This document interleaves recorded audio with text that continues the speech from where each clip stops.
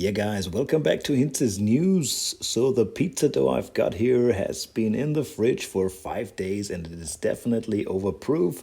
The pre-tip here from me before we get on to the 5 tips for you for overproof pizza dough is it's always good to reball such dough and let it rest again at room temperature. It will be much easier to work with this dough. So guys, let's jump right into this. Number one, the dough is sticky. So when forming the dough balls for that final room temperature rest, the trick is to just be quick and put a little flour on the surface.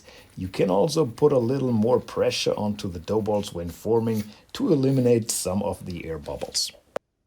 You cannot stretch the dough in the usual manner. It will give you very little resistance when stretching, so you gotta be careful here. Just use your hands to stretch the dough like this. It'll expand to the right size from just the touch of your fingers. The dough rips very easily. It will likely tear apart as you overstretch it, so just stretch it about 1 or 2 inches less as you would normally.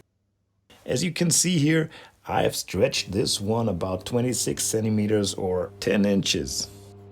When pulling the dough on your peel, the risk of ripping the bottom is the highest.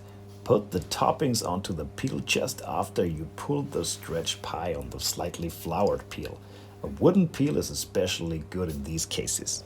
Last but not least, guys, do not overload your pizza. This margarita here has just the right amount of toppings. You might experience something like this overload disaster if you put too much on the top of your pizza.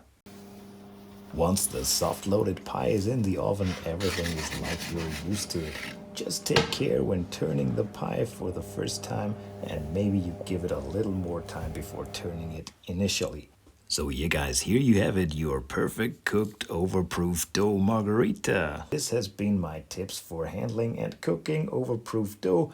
If you have enjoyed that video, do not forget to like and subscribe, and as always, have fun making the pizza.